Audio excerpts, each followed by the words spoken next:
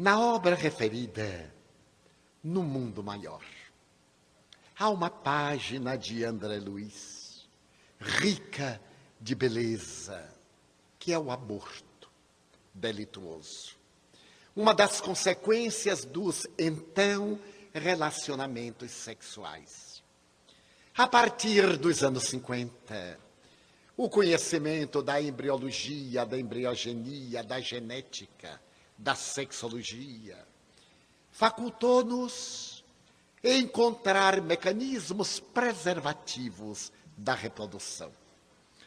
E graças ao avanço da tecnologia, desde as pílulas, naquela época, anticonceptivas, até os demais recursos, mais tarde apresentados pela ciência, para evitar a fecundação, para poupar a criatura do crime ominoso do aborto, que os relacionamentos sexuais passaram a ser muito mais nobres e menos comprometidos por consequência.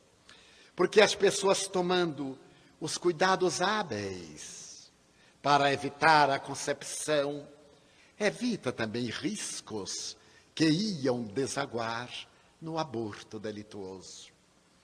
Isso não quer dizer que todos os recursos hoje aplicados, do ponto de vista da doutrina espírita, embora eles tenham caráter de legal, sejam morais.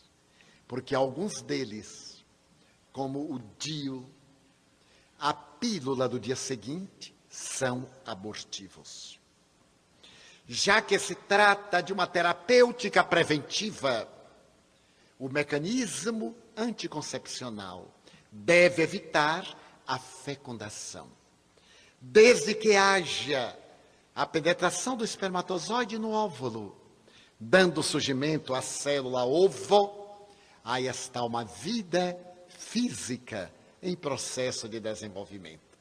Interrompa-se dentro de 1 hora ou dentro de 8 meses, é uma atitude criminosa, infanticida.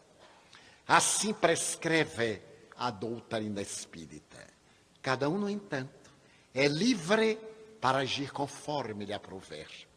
André Luiz narra na obra referida o drama de uma jovem de classe alta, a denominada classe rica, cuja mãe desencarnada vê o erro em que incidiu, educando a filha para o mundo, não a filha sendo educada para a vida.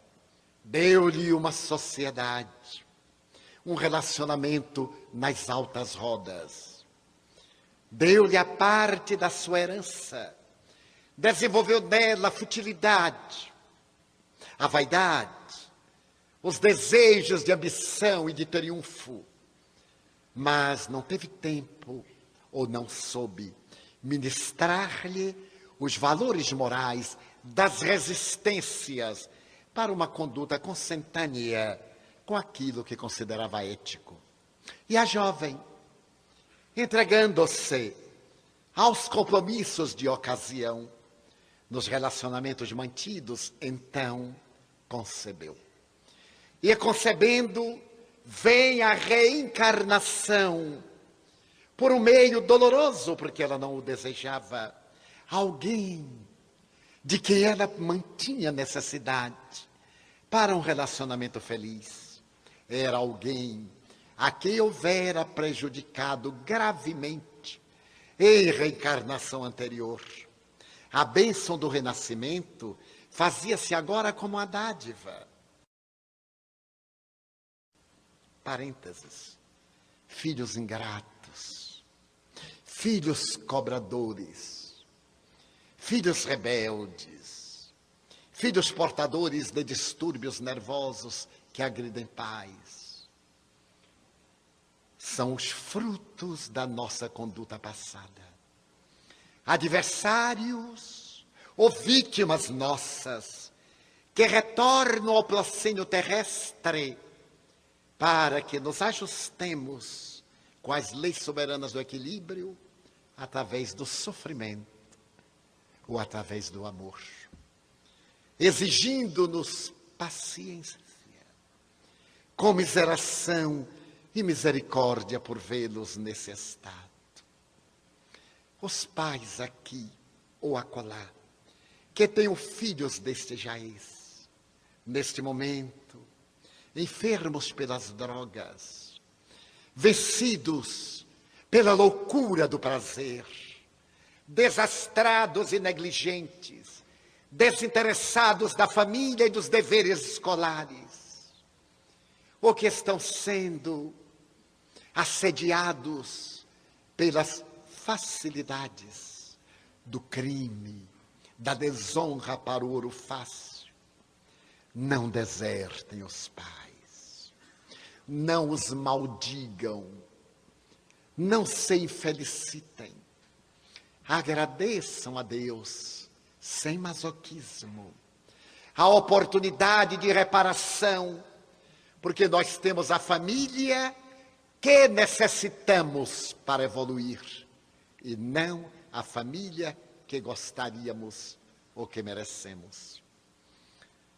Então, a compaixão fará por eles e com eles o que o amor momentaneamente não lograr. O amor virá depois. Se nós os vermos como doentes, desvairados, enlouquecidos, e nós, pais e educadores, na condição de enfermeiros, de médicos, que deveríamos usar da terapêutica, da paciência e da perseverança, tornar-se-nos-á muito mais fácil levá-los adiante do que se nos entregarmos à desesperação, à agressividade, ou a isso não sei mais o que fazer. Ame mais.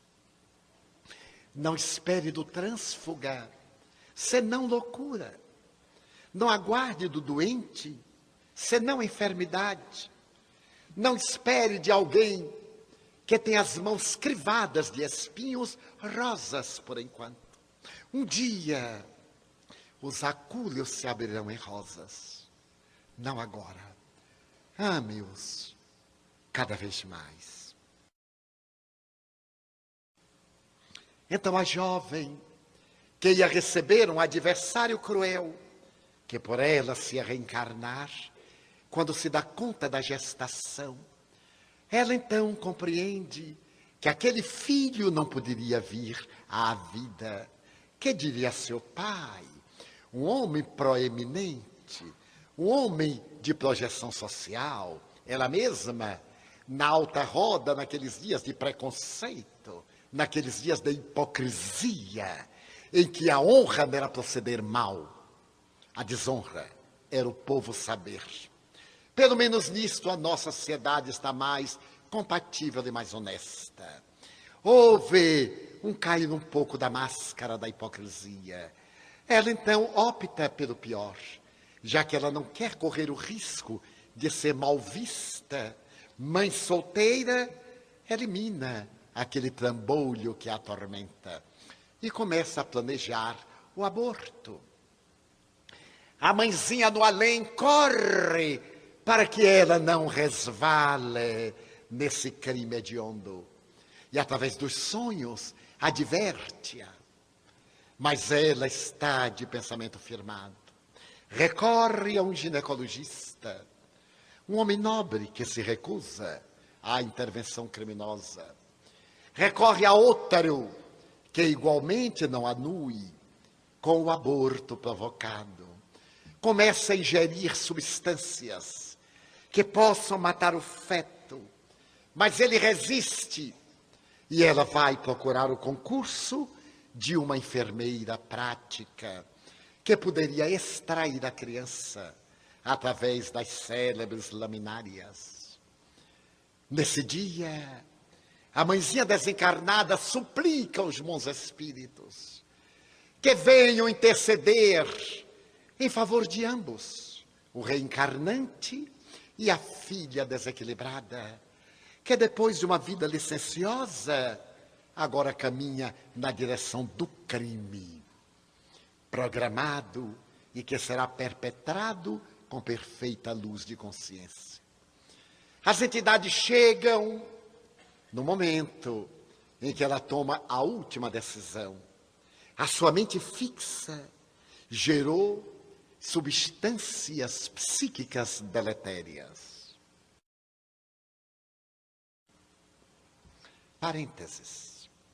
Já nos referimos no seminário anterior aos estudos realizados na Universidade Harvard por 2 físicos quânticos, os doutores David Bohm e um colega, Stewart Wolf.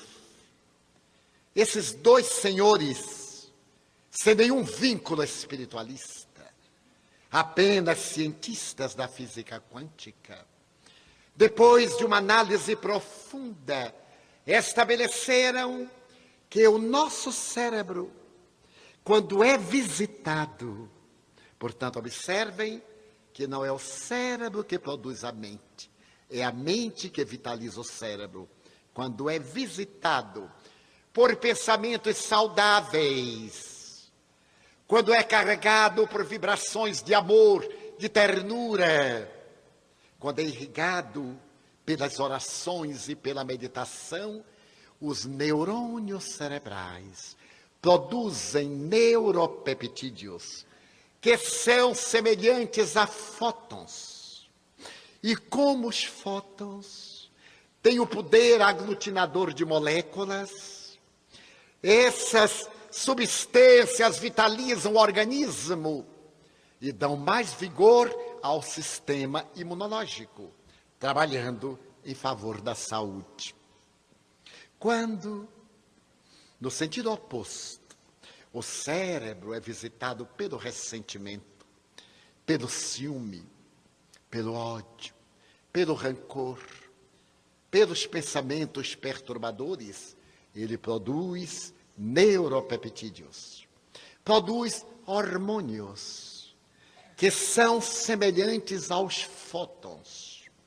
E como os fótons têm um poder destrutivo, eles caem no sistema nervoso central, perturbam a harmonia vigente, são absorvidos pelo sistema endocrínico, perturbam as glândulas de secreção interna, que atiram da corrente sanguínea no sistema imunológico substâncias e energias perturbadoras, abrindo campo para a instalação da doença ou levando o indivíduo a transtornos de comportamento. É uma visão da ciência. E o grande cancerologista de Boston, Dr. Bernie Siegel, estabelece que a criatura é um soma significação, é um espírito matéria, não é um espírito e matéria, são uma unidade em que os 2 valores interpenetram-se para formar essa unidade que antes era constituída de 3 sistemas: o sistema nervoso central, o sistema endocrínico, o sistema imunológico, e que agora é um sistema único, psiconeuroendócrino e imunológico, porque cada sistema depende da função do outro. Então eles receitam pensamentos saudáveis em qualquer conjuntura e são cientistas descomprometidos com a ética religiosa e com a proposta espiritualista. André Luiz assevera que a mente dela, o cérebro, estava carregado de vibriões de ódio contra o ser que se encontrava no claustro uterino. O espírito percebe que ela vai expulsá-lo e, tomado de rancor, revida: não me expulsarás daqui, miserável. Eu desejo o teu regaço para sair da amargura onde tu me precipitaste. Somente as tuas mãos me poderão guiar nesse labirinto em que eu sofro e gemo, em que eu me entrego à desesperação. E se tu me negares, eu te matarei. Se me negares o apoio, com a impiedade que tiveres para comigo, eu te cobrarei a vida. E estabelece agora a luta mental do reencarnante, parte dele formando perispiritualmente o corpo, parte emitindo ondas que se conjugam à sua mente, nesses diálogos que acontecem com todos nós. Aquela ideia dizendo uma coisa e nós respondendo outra. Ou então dizendo, eu morro, mas não cedo. E algo lá dentro cede, não cedo. Nessa situação dolorosa, a mulher, imposta por ela, pratica o aborto. Mas não é tão feliz quanto desejava, porque advém uma hemorragia. Ela se preocupa. E o espírito agora acolhe-se no útero, procurando refúgio, e vai trabalhar na organização nervosa. E a hemorragia irrompe desesperada. E ela morre, como é natural. Então ela é assassina e é suicida. E vai arrebatada pela sua vítima para regiões penosas. Eis porque o aborto provocado é um crime hediondo. Hoje, qualquer adolescente sabe dos recursos preventivos à fecundação. Deixa-se conceber porque quer. São raros os adolescentes maiores de 12 ou de 14 anos que não estão informados a respeito do mecanismo da procriação. Mas o seu desequilíbrio sexual, a vulgaridade, a necessidade, entre aspas, de um intercâmbio para mostrar-se realizado é tão grande que aí está a fecundação de adolescentes, meninas de 12 anos, que sequer sabem brincar de bonecas e logo mais vão brincar de mães. Nem isso. Largam nas costas das avós e vão em busca de outras e loucas experiências. Não é uma censura, é uma comiseração. Porque para elas, nasce o filho e entrega. A experiência não lhes ensinou nada. Torna-as muitas vezes destituídas de sentimento, de amor, de pudor, e partem para novas experiências. É necessário que pais e educadores não posterguem a educação sexual dos seus filhos.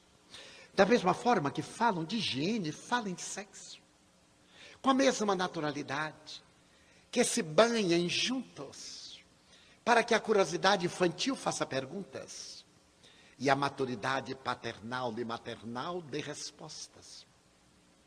Muito melhor do que esse desvario de crianças reproduzindo-se como grama e de filhos sem pais, atirados ao mundo hostil deste momento. Então, um dos grandes delitos do sexo irresponsável e inconsciente é a procriação não desejada, em que quando o ser vem à vida odiado pela mãe que não queria, pela família que detesta, ou pelo pai leviano que se vê obrigado a apoiar alguém que não desejava, criando futuros criminosos. No bandido da rua, mau e devastador, está uma criança maltratada dentro de casa na sua infância. Dizem psicólogos e sociólogos.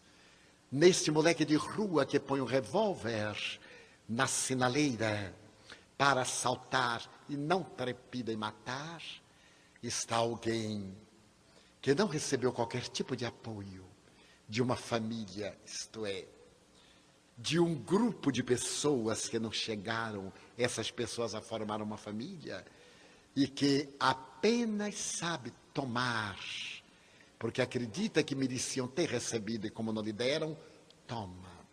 E geram a filosofia, que importa viver? Pior do que isso seria a morte, mas a morte é bom. E criaram esta frase dolorosa: bandido tem vida curta. Estão preparados para morrer antes dos 25 anos. E por isso vivem intensamente como se fossem 100 esses reduzidos anos da sua existência.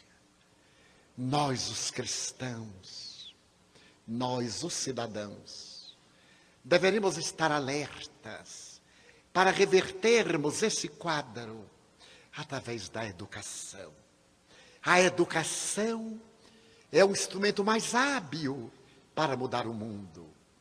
Diz Allan Kardec, não apenas a educação convencional, a educação integral, essa educação do lar, da convivência, a educação na escola, dos bons exemplos dados pelos mestres, com nobilíssimas exceções, tão aturdidos, que pedem bagas de cigarro, de maconha aos seus alunos. Porque nos intervalos ou nas aulas, ao invés desse desincumbir do dever de educar, porque para isto ganham mal ou bem, ganham. E têm o dever de fazer jus ao salário, ínfimo que seja ou expressivo. Preenchem os espaços contando anedotário chulo, ou trazendo rebeldias políticas inqualificáveis no espaço reservado para a educação. Também são criminosos, porque ganham para uma finalidade e usam o tempo para o desperdício criminoso. Há, por outro lado, mestres e educadores excepcionais, que são verdadeiros anjos da guarda, benfeitores dos seus alunos, da sua prole, dessa prole espiritual, que elegem como filhos do seu sentimento e os acompanham até a idade adulta. Eu tive a rara felicidade de ser educado por uma dessas professoras fundamentais, que de alguma forma se fizeram mães da carne alheia.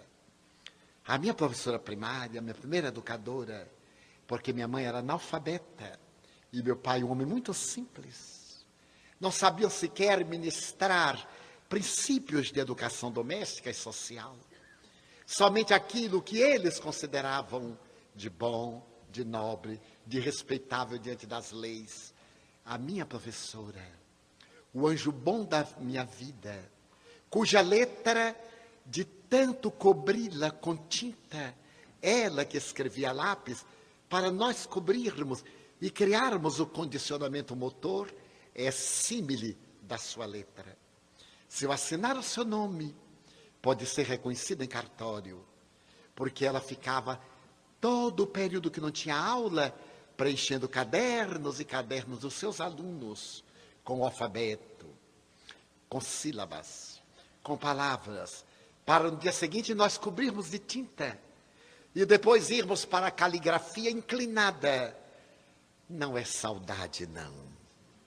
É saudade. E ali, através da modelagem da letra, termos realmente caligrafia.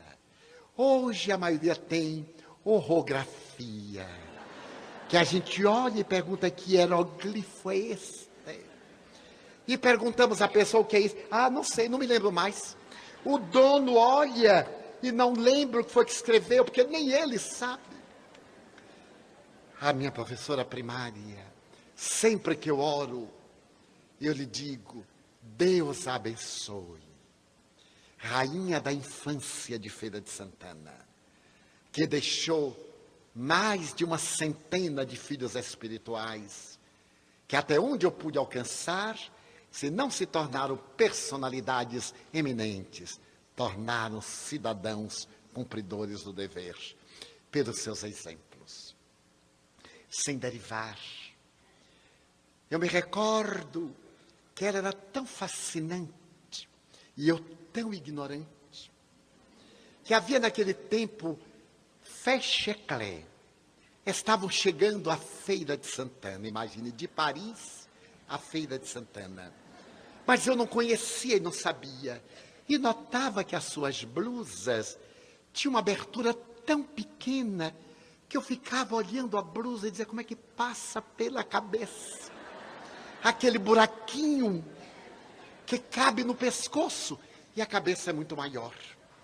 E eu imaginei tudo quanto podia e não encontrava explicação, porque ela sempre estava asseada, educava-nos pelo próprio asseio, bem vestida, isto é, vestida com apuro, embora com simplicidade, porque o salário de professor sempre foi riquíssimo, que dá para morrer devagar, mas morre. E um dia eu não aguentei. Ela estava com uma blusa de etamine, um tecido que não existe mais, bordado, e aquela coisinha no pescoço delicado. Eu cheguei e perguntei-lhe, professora Antônia, como é que este buraquinho passou por esta cabeçorra? Porque naquele tempo usavam-se preenchimentos para o cabelo, e se faziam tomates, cebolas, coques. Como é que podia passar? Ela foi tomada de surpresa e me perguntou, o quê?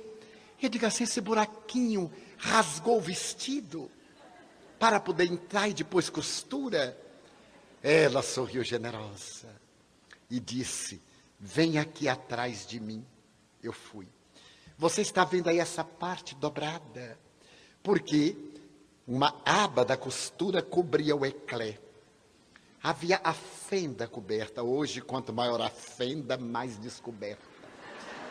E então, eu olhei e disse, estou vendo, sim, senhora.